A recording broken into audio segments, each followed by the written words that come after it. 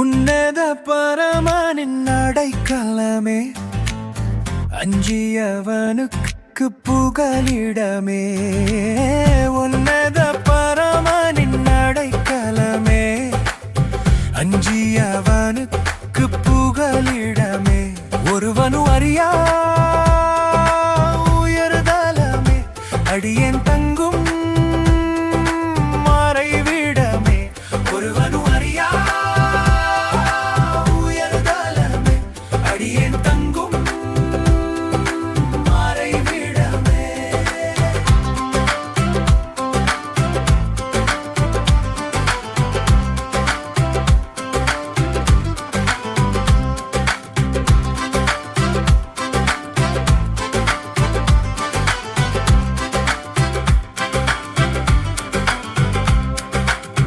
வேடரின் கண்ணி வார்த்தைகளும், வஞ்சகரின் தீச்சூழ்ச்சிகளும், கொள்ளை நோயும் கொடிய விஷமும், கோரமான பயங்கரமும் நாளும் என்னை அணுகினாலும் அவர் சமூகம் காத்திடுமே.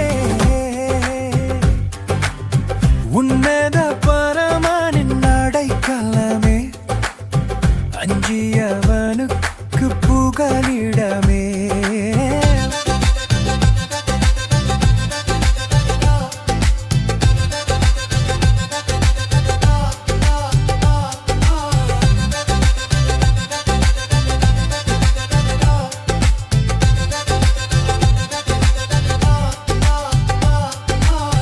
கோடி மக்கள் வாதையாலே கதறி நித்தம் திகைக்கின்றார். அவர்களுக்காய் கர்த்தரை நோக்கி இன்றும் என்றும் வேண்டிடுவேன்.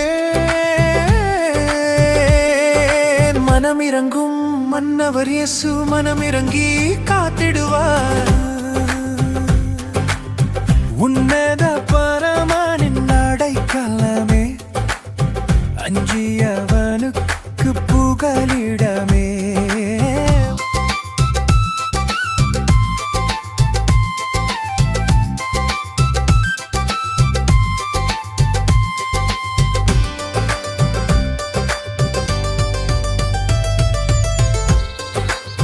தீங்கு செய்யும் மிருகத்தையும், சீறி நிற்கும் பாம்பினையும் பயந்திடாமல் நோக்கி நடந்து மீதித்து நானும் சென்றிடுவேன். உயரமான அடைகலத்தில் நாளும் பொழுதும் வாழ்ந்திருப்பேன்.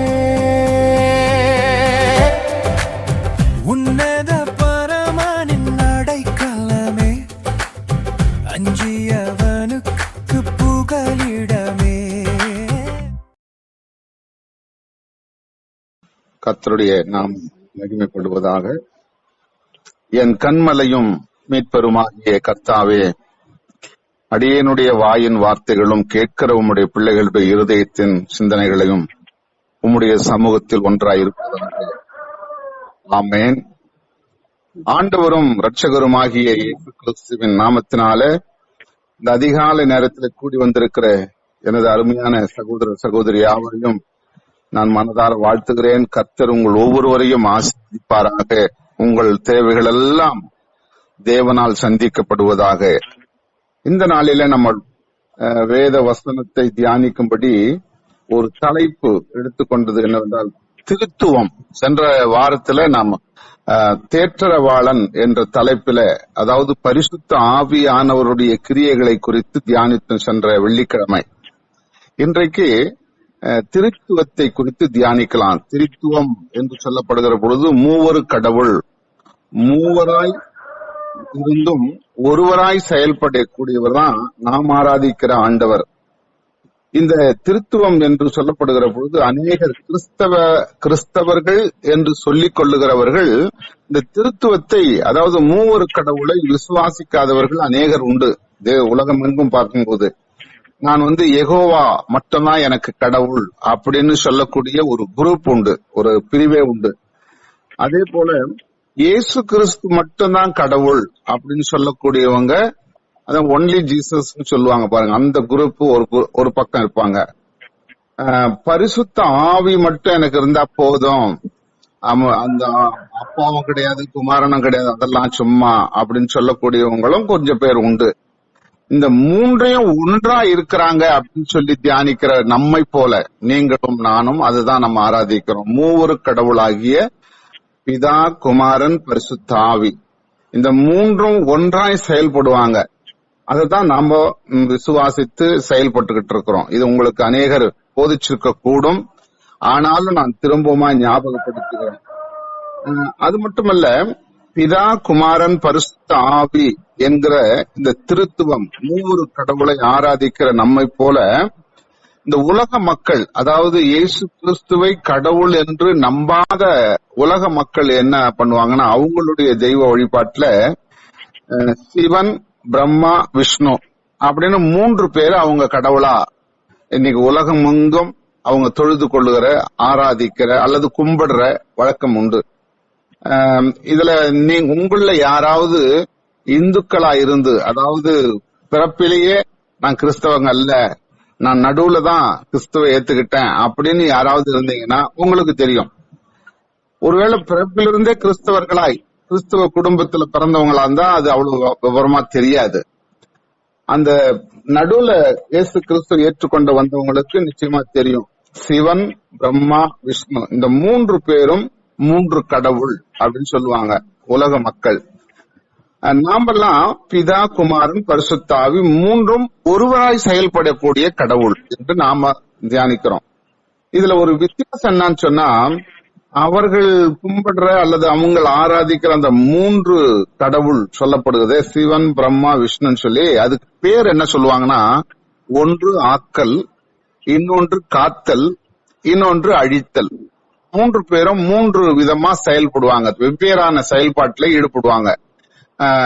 நான் ஒரு சின்ன வயதுல படித்திருக்கேன், இத செய்திருக்கிறேன், அதனால உங்களுக்கு நான் தைரியமா சொல்றேன். சிவன் ஆக்கல், உருவாக்குகிறவர். பிரம்மா காத்து கொள்ளுகிறவர், அவர்களை எல்லாம் ஒழுங்கு பண்ணி அதை காத்து நடத்துகிறவர். விஷ்ணு அழிக்கிறவர். இப்படி 3 விதமாக செயல்படக்கூடியவங்க அந்த தெய்வங்கள் என்று சொல்லி கடவுளை, இயேசு கிறிஸ்துவை அறியாதவர்கள் வழிபட்டு வரப்பட்டிருக்கிற உலகம் எங்கும் இருக்கிற ஒரு சூழல். ஆனா இயேசு கிறிஸ்துவை விசுவாசிக்கிற நீங்களும் நானும் பிதா, குமாரன், பரிசுத்த ஆவி இவர்கள் தனித்தனியா செயல்படுறவங்க அல்ல, 3 பேரும் ஒன்றாய் செயல்படுறவங்க. பிதா, குமாரன், பரிசுத்த, இவங்க 3 பேரும் ஒருவராய் செயல்படக்கூடியவங்க. ஆகினால அப்படிப்பட்டவரை தான் நாம உலக மக்களாகிய உலகத்தில் அத்தனை கிறிஸ்தவர்களும் கிறிஸ்துவை ஏற்றுக்கொண்டவர்களும் ஆராதிக்கிற கடவுளாக இருக்கிறார். இதுக்கு ஆதாரமான சில வசனங்களை நான் கடந்து போகிறேன்.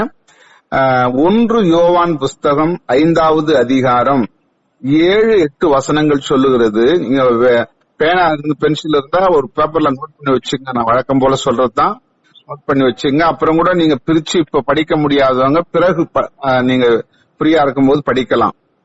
பக்கம் புதிய ஏற்பாட்டின் புஸ்தகத்துல பக்கம் 329, 1 யோவான் 5வது அதிகாரம் 7வது வசனம் என்ன சொல்லுது பாருங்க.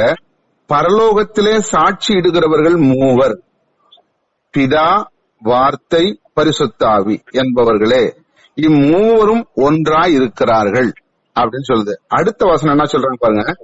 பூலோகத்திலே சாட்சி இடுகிறவர்கள் 3, ஆவி, ஜலம், ரத்தம் என்பவைகளே, இம்மூன்றும் ஒருமைப்பட்டிருக்கிறது. பரலோகத்துல சாட்சி இருக்கிறவங்க, பூலோகத்துல சாட்சி இருக்கிறவங்க. பரலோகத்துல சாட்சி இருக்கிறவர்கள் பிதா, வார்த்தை, பரிசுத்தாவி. நான் முதல்ல சொன்னேன் பிதா, குமாரன், பரிசுத்தாவின்னு. இங்க என்ன சொல்லப்பட்டது? வார்த்தை என்று சொல்லப்பட்டது. ஒண்ணு நம்ம புரிஞ்சுக்கணும், இயேசு கிறிஸ்து என்பவர் பிதாவோடு கூட இந்த உலகத்தை உண்டாக்கும் பொழுதே ஆண்டவரோடு பிதாவோடு கூட இருந்தவர். அவரும் கூட இருந்துதான் இந்த உலகத்தை படைக்கிறார். பரிசுத்த ஆவியானவரும் அவரோடு கூட இருந்துதான் இந்த உலகத்தை படைக்கிறார். பிதாவாகி தேவனும் இந்த இரண்டோர் பேரோட சேர்ந்து மூவராய் செயல்பட்டு தான் இந்த உலகத்தை உண்டாக்கினார் எல்லாவற்றையும்.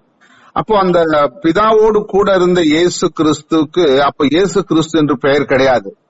அவர் இந்த பூமியில வந்து மனுஷனா ஒரு வடிவெடுத்து இந்த உலகத்துக்கு வந்த பொழுதுதான் அவருக்கு இயேசு என்று பெயரிடுவாயாக என்று சொல்லி அவருக்கு இயேசு கிறிஸ்துன்னு பெயரிட்டாங்க. ஆனா அதற்கு முன்னாடி அவருக்கு வார்த்தை வார்த்தை வார்த்தைன்னு சொல்றப்ப நீங்க சொல்றீங்க பாத்தீங்களா, வார்த்தை பகுதியை இன்றைக்கு தியானிக்கலாம், வார்த்தை பகுதிக்கு போகலாம், வார்த்தை பகுதிக்கு எல்லாம் ஆயத்தமாகும். அந்த வார்த்தை பகுதி அதாவது வார்த்தை என்று சொல்லப்படுகிற பொழுது இயேசு கிறிஸ்து. இன்னைக்கு நாம அவர் மாம்சத்துல வந்த பொழுது அவர் கொடுக்கப்பட்ட பெயர் இம்மானுவேல், அவர் கர்த்தர் நம்மோடு இருக்கிறார், இயேசு கிறிஸ்து இல்லையா, ரட்சகர் அதாவது விடுவிக்கிறவர், இப்படி நிறைய அவருக்கு பெயர் உண்டு. ஆகினால அப்படிப்பட்டவர் இந்த உலகத்துக்கு இயேசு கிறிஸ்து வெளிப்படாத இருந்த நாட்களில் அவருக்கு வார்த்தை. சரி, இந்த பூலோகத்துல சாட்சி இருக்கிறவர்கள் 3 என்று சொல்லப்பட்டது, ஆவி, ஜலம், ரத்தம் என்பவைகள். இந்த 3 ஒன்றா இருக்கிறது, ஒருமைப்பட்டிருக்கிறது அப்படின்னு சொல்லும் பொழுது, இப்ப இந்த பூலோகத்துல வாழ்கிற உங்களுக்கும் எனக்கும் இந்த 3 இருக்கிறது. ஒன்னு ஆவி, ஆவின் சொல்லும் பொழுது உயிர், நம்ம அந்த ஆவி இருந்தாதான் பேச முடியும், செயல்பட முடியும் அந்த ஆவி. இன்னொன்னு ஜலம், ரத்தம், ஜலன்ற தண்ணி. எந்த மனுஷனுக்கும் உடம்புல தண்ணி இல்லாத வாழ முடியாது, கட்டாயம் தண்ணி வேணும். 3வது ரத்தம். ரத்தம் என்பது உயிர் என்று சொல்லப்படுகிறது. அந்த உயிர் ரத்தம் சரீரத்தை விட்டு போயிடுச்சுன்னா உயிர் போயிடும், ஆவி வெளியில போயிடும். அப்போ இதுக்கு ஒரு ஆதாரம் ஒன்னே ஒண்ணு உங்களுக்கு ஞாபகம் மூட்டுறேன். இயேசு கிறிஸ்து சிலுவையில் அறையிறாங்க, அவர் மேல தொங்கிக்கிட்டு இருக்காரு, வானத்துக்கும் பூமிக்கும் அந்த சிலுவையில் தொங்கிக்கிட்டு இருக்காரு. அவரை பலவிதமான கொடுமைப்படுத்தி அவருக்கு சிலுவையில் அறைந்து அவர் ஜீவன் போகுது, அவர் விட்டு அவருடைய ஜீவன் உயிர் போனது, கழுத்தெல்லாம் தொங்கப்பட்டு போயிடுச்சு. அந்த மாதிரி நிலையில ஒரு போர் வீரன் என்ன பண்றான், ஒரு ஈட்டி எடுத்து அவருடைய விழாவில குத்துறான். இதெல்லாம் நம்ம வாசித்திருக்கிறோம். அப்படி குத்தும் போது என்ன வருதுன்னு சொன்னா, செந்நீரும் தண்ணீரும் ஜலமும் ரத்தமும் அவருடைய சரீரத்திலிருந்து வெளியில கொட்டுது. இது நம்ம வேதத்துல புதிய ஏற்பாட்டுல வாசிக்கிறோம். அப்போ ஒரு மனிதனுக்குள்ள அந்த ஜீவன் உயிர் போன பிறகு அது இருக்கிற வரைக்கும் அது உள்ள இருக்குது. அது போன பிறகு அந்த ஜலமும் அந்த ரத்தமும் அதாவது தண்ணீரும் ரத்தமும் அவனுக்குள்ள இருந்து வெளியே வருது. அப்ப இந்த 3 மனிதனுக்குள்ள இருக்கும் போதுதான் அவன் முழுமையா செயல்பட முடியும், மனுஷனோ மனுஷியோ யாரா இருந்தாலும். அப்போ பூமியிலே சாட்சி இடுகிறவர்கள் ஆவி, ஜலம், ரத்தம். பரலோகத்தில் சாட்சி இடுகிறவர்கள் பிதா, வார்த்தை, பரிசுத்தாவி. அதாவது பிதா, குமாரன், பரிசுத்தாவி. இப்போ இன்னொரு வசனத்தை வாசிக்கிறோம். எதுக்காக அதை வசனத்தை வாசிக்கிறோம் பாருங்க. அதே புஸ்தகத்துல அதே பக்கத்துல 1 யோவான் 4வது அதிகாரம் 12வது வசனத்துல சொல்லுவது, தேவனை ஒருவரும் ஒருபோதும் கண்டதில்லை. கடவுளை யாரும் பூமியில யாரும் பார்த்ததே இல்லை. அவரை பார்த்தாங்கன்னா உயிரோட வாழ முடியாது. நான் ஏற்கனவே உங்களுக்கு சொல்லி இருக்கிறேன், கடவுளை பார்த்தவன் உயிரோட வாழ முடியாது. நீங்க பழைய ஏற்பாட்டு காலத்துல வாசித்தாலும் சரி, புதிய ஏற்பாட்டு காலத்துல வாசித்தாலும் சரி, நிறைய இதை பத்தி தெளிவா நமக்கு சொல்லப்பட்டிருக்கிறது. பார்த்தனா உடனே செத்து போயிடுவான். ஏன்னா அந்த அளவுக்கு அவர் பிரகாசிக்கிறவர், வல்லமை உள்ளவர். அவரை பார்த்துட்டு ஒரு மனுஷன் இந்த பூமியில நான் கடவுள் எல்லாம் பார்த்துட்டு வந்தேன் அப்படின்லாம் சொல்ல முடியாது. அப்போ அந்த அளவுக்கு பவர்ஃபுல் மேன், பவர்ஃபுல் கடவுள் அவரு. அப்போ அந்த கடவுளை ஒரு மனுஷன் கூட பார்த்ததில்ல. அப்ப நீங்களும் நானும் எப்படி ஆராதிக்கிறோம்? விசுவாசம், நமக்கு உள்ள நம்பிக்கை. அதுல ஆமா கடவுள் ஒருத்தர் இருக்கிறாரு அப்படின்னு நான் நம்புறேன், நான் விசுவாசிக்கிறேன். அது மட்டும் இல்ல, அந்த கடவுளை வெளியே கொண்டு வந்தவர் இயேசு கிறிஸ்து தான். இயேசு கிறிஸ்து இந்த பூமிக்கு வந்து இந்த உலகத்துல அவர் சத்தியத்தை சொல்லும் பொழுதுதான் பிதாவாகிய தேவனாகிய கடவுளை இந்த உலகத்துக்கு வெளிப்படுத்துறார். அப்போ கடவுளை பற்றி சொல்லுவதற்கு யாரோ ஒருவர் வேணும், அவர்தான் குமாரனாகிய கிறிஸ்து என்று சொல்லப்படுகிறது. அப்ப அந்த கிறிஸ்துவின் மூலமா தான் கடவுளை நாம் அறிந்து கொண்டிருக்கிறோம் என்பதை நம்ம தெளிவா தெரிந்து கொள்ளணும். சரி, இந்த 3 எப்படி செயல்பட்டாங்கன்றத ஒரு 3 வசனத்தை நான் உங்களுக்கு ஞாபகப்படுத்திட்டு தொடர்ந்து கடந்து போகிறேன். இந்த 3 பரலோகத்துல எப்படி செயல்பட்டாங்க அப்படின்னு சொல்லும் பொழுது, ஆதியாகமம் புஸ்தகம் 1 அதிகாரத்துல 26வது வசனத்துல சொல்லப்படுகிறது. ஆதியாகமம் 1 அதிகாரம் 1வது அதிகாரம் 26வது வசனத்துல, நமது சாயலாகவும் நமது ரூபத்தின்படியேயும் மனுஷனை நாம் உண்டாக்குவோமாக. அப்ப அங்க என்ன சொல்லப்படுது? பன்மையில சொல்றாரு. நான் அப்படின்னு சொல்லல, நாம் என்று சொல்லப்படுகிறது. நமது, நான், நாம் அப்படின்னு சொன்னாலே பன்மை. அப்ப அங்க ஒருவருக்கு மேல அங்க இருக்கிறாங்கன்றத நமக்கு தெளிவுபடுத்துது. அப்ப அந்த ஒருவருக்கு மேல பிதாவாகிய தேவன், குமாரனாகிய கடவுள், பரிசுத்த ஆவியானவராகிய கடவுள், இந்த 3 பேரும் அங்கு ஒன்றாய் இருக்கிற பொழுது பிதாவாகிய தேவன் சொல்றார், நமது சாயலாக நமது ரூபத்தின்படி மனுஷனை உண்டாக்குவோமாக. இப்ப நீங்களும் நானும் யாருடைய சாயல்ல இருக்கிறோம், யாரு போல உருவத்துல இருக்கோம்னா கடவுளை போல இருக்கிறோம். கடவுள் அவரை போலதான் நம்மளை படைச்சாரு. அதனாலதான் உலகத்துல இருக்கிறவங்க எல்லாம் என்ன பண்ணிட்டாங்க, கடவுளை நான் பார்க்கணும், கடவுளை நான் ஆராதிக்கணும், கடவுளை நான் கும்பிடணும், கடவுளை நான் வணங்கணும்னு சொன்னா தன்னை போல ஒரு பொம்மையை செய்து அங்க வச்சுட்டு இதுதான் கடவுள். அப்ப அவங்களுக்கு என்ன பேர் வைக்கிறாங்க, அவங்க விருப்பம் போல பேர்கள் நிறைய. இதெல்லாம் நான் விளக்கம் சொல்ல தவிர உங்களுக்கு நிறைய பேருக்கு தெரியும். இப்ப நான் முதல்ல சொன்னது போல அந்த சிவன், பிரம்மா, விஷ்ணு இவங்க எல்லாம் மனுஷ உருவத்தில் இருக்கிறாங்க. ஏன்னு சொன்னா இது கடவுள், இந்த உருவத்தை மனுஷர்கள் செய்து கடவுள் என்னோட சாயல்ல தான் இருக்கிறாரு, மனுஷ போலதான் இருக்கிறாரு. ஏன்னா அவரு என்னை படைச்சதே அவருடைய சாயல்ல படைச்சிருக்கிறாரு, அதனால அப்படிதான் இருப்பாருன்னு சொல்லி ஒரு மனுஷ பொம்மையை செய்து வச்சு இதுதான் கடவுள் என்று ஆராதிக்கிறாங்க உலகம் முழுவதுமா. அப்படிப்பட்ட ஒரு நிலையில அப்ப ஆண்டவர் அங்க 3 பேரும் ஒன்றாய் செயல்படுகிற பொழுது உலகத்தை உண்டாக்கும் பொழுது அங்க இணைந்து செயல்படுறதுதான் அறிய முடியுது. அப்ப கடவுள் மனுஷனை படைக்கும் போது தன்னுடைய சாயல்ல, அவங்களுடைய சாயல், இந்த 3 எப்படி இருக்காங்க இந்த சாயல்ல படைக்கிறாங்க. 2வது ஆதியாகமம் 11:7 சொல்லப்படும் போது நாம் இறங்கி போய், அங்க கவனிக்கணும், நான் சொல்லப்படல, நாம் என்றால் பன்மைன்னு சொல்லப்படுகிறது. நாம் இறங்கி போய் ஒருவர் பேசுவதை மற்றவர் அறியாதபடி பாஷையை தாறுமாறாக்குவோம். அந்த ஓம்னு சொல்லப்படும் பொழுது அங்க ஒருவருக்கு மேல இருக்கிறாங்க.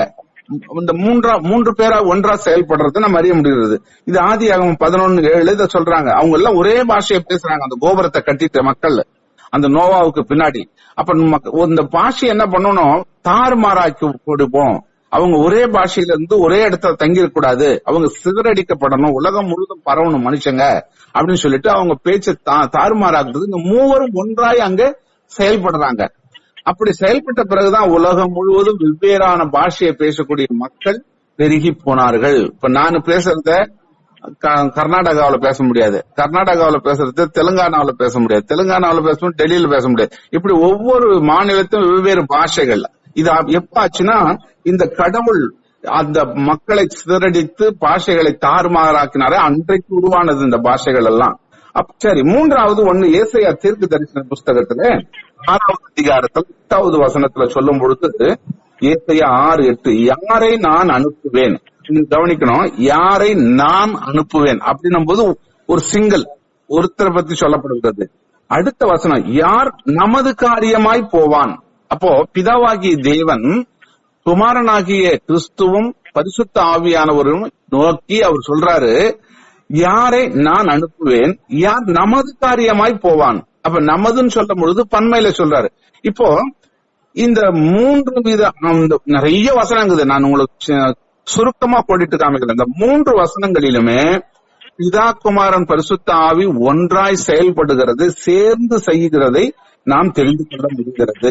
அடுத்தது நம்ம வசனத்தை பார்க்கலாம் சில காரியங்களை.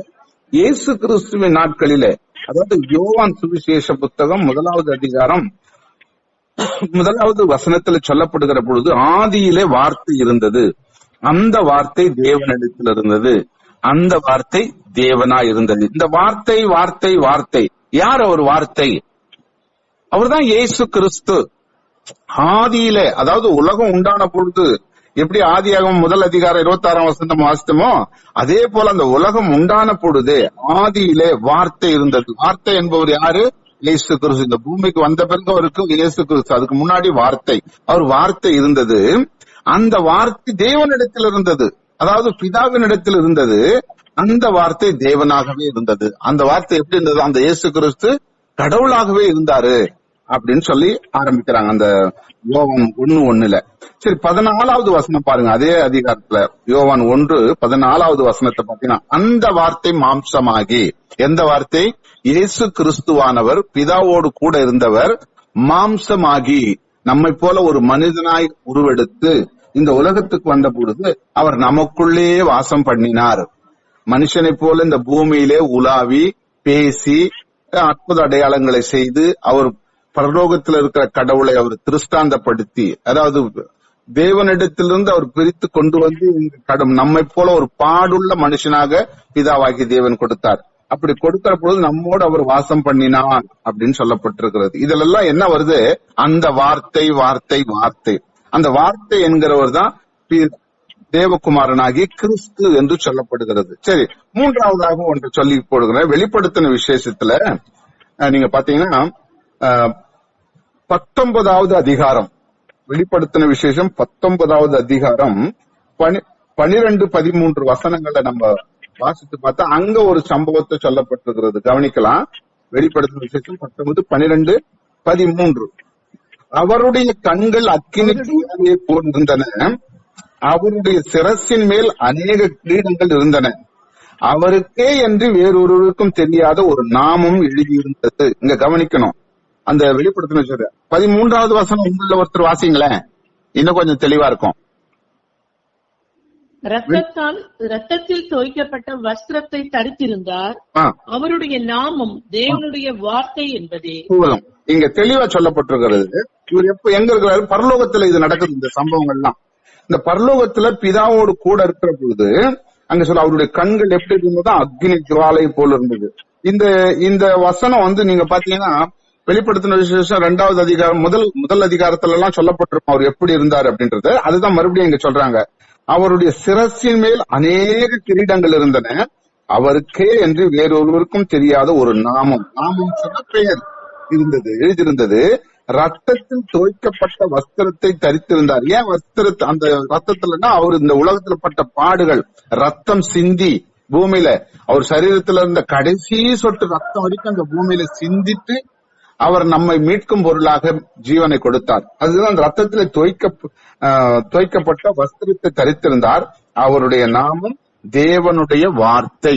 இதுதான் முதல் அதிகாரத்துல அந்த சுவிசேஷ புத்தகம் யோவான் 1:1 நம்ம வாசிக்கிறோம். அவருடைய பெயர் வார்த்தை என்று இருந்ததாக சொல்லப்படுகிறது. சரி, இப்ப நீங்க யோவான் 15வது அதிகாரத்தை நம்ம திருப்பி கொள்ளலாம். யோவான் 15ஆம் அதிகாரத்துல அங்க சில வசனங்களை சொல்லி நான் கடந்து போகிறேன். 15ஆம் அதிகாரத்துல 26வது வசனத்துல அங்க தெளிவா சொல்லப்பட்டிருக்கிறது, பிதாவினிடத்திலிருந்து நான் உங்களுக்கு அனுப்ப போகிறவரும் பிதாவினிடத்திலிருந்து புறப்படுகிறவருமாகிய சத்திய ஆவியான தேற்றரவாளன் வரும்போது அவர் என்னை குறித்து சாட்சி கொடுப்பார். சென்ற வாரத்தில் நம்ம தேற்றரவாளனை குறித்து தியானம் பண்ணோம். இந்த தேற்றரவாளன் எங்க இருக்கிறாருன்னா பிதாவினிடத்தில் இருக்கிறார் என்பதை இங்க தெளிவா யோவான் எழுதுறாரு.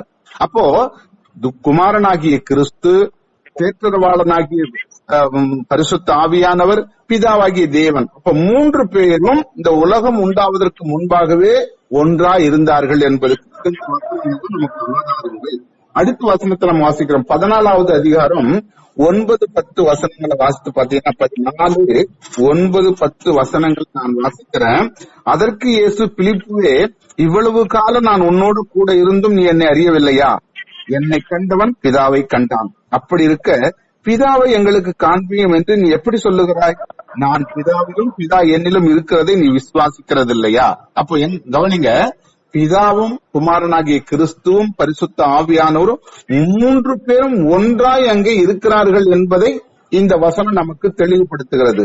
ஆகினால இயேசு கிறிஸ்துவை அல்லது பிதாவாகிய தேவனை, பரிசுத்த ஆவியானவர், இந்த திரியேக கடவுளை நம்ம ஆராதிக்கிற நாம் இவைகளை கட்டாயம் நாம என்ன பண்ணணும்? விசுவாசிக்கணும்.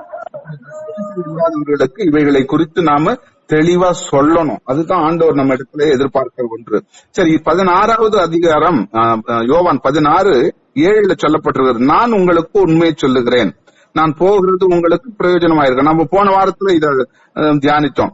நான் போகாதிருந்தால் தேற்றரவாளன் உங்களிடத்துல வராரு. இது யார் சொல்றாரு? தேற்றரவாளனை குறித்து இயேசு கிறிஸ்து இந்த பூமியில சொல்றாரு. அந்த சொன்ன வார்த்தையில் அடுத்தது 13வது வசனத்தில் சொல்லும் பொழுது 13, 14, 15 சொல்லும் பொழுது, சத்திய ஆவியாகி அவர் வரும்போது சகல சத்தியத்திற்குள்ளும் உங்களை நடத்துவார். அவர் தம்முடைய சுயமாய் பேசாமல் தாம் கேள்விப்பட்டவைகள் யாவையும் சொல்லி வரப்போகிற காரியங்கள் உங்களுக்கு அறிவிப்பார். அவர் என்னுடைய இதில் எடுத்து உங்களுக்கு அறிவிப்பதினால் அப்படின்றார். இயேசு கிறிஸ்துவிலிருந்து அந்த வார்த்தையை எடுத்து 15வது வசனம், பிதாவினுடையவைகள் யாவும் என்னுடையவைகள், அதனாலே அவர் என்னுடையதில் எடுத்து உங்களுக்கு அறிவிப்பார். அப்போ பிதாவினுடையது இயேசு கிறிஸ்துவுக்கு சொந்தமா இருக்குது, இயேசு கிறிஸ்துவுக்கு சொந்தமானது பரிசுத்த ஆவியானது சொந்தமா இருக்குது. அப்ப 3 பேரும் அங்கே ஒன்றாய் செயல்படுகிறார்கள் என்பதை அறிய முடிகிறது. அதுதான் 21வது வசனத்துல 17:21 யோவான் 17:21 அவர்கள் எல்லாரும் ஒன்றாய் இருக்கவும், பிதாவே நீர் என்னை அனுப்பினதை உலகம் விசுவாசிக்க என்னிலையும் நான் உண்மையிலையும் இருக்கிறது போல அவர்கள் எல்லாரும் ஒன்றாய் இருக்க வேண்டுகிறேன். இதுதான் இயேசு கிறிஸ்து கடைசியா சொல்றாரு. நம்ம எப்படி பரலோகத்துல ஒன்றாய் இருக்கிறோமோ அதே போல பூமியிலே நம்மை விசுவாசிக்கிற மக்களும் ஒன்றாய் இருக்க வேண்டும் என்று சொல்லி முடிக்கிறாரு. அப்போ பிரியமானவர், இந்த கால வேளையில இந்த சத்தியத்தை கேட்டுக்கொண்டிருக்கிற நீங்களும் நான் இந்த விசுவாசத்துல கடந்து போவோம். இந்த புதிய மாதம் நமக்குள்ள பிரவேசிக்க போகிற அந்த புதிய மாதத்துல புதிய ஆசீர்வாதங்களை கொடுத்து நம்ம நடத்துவாராக. ஆமென்.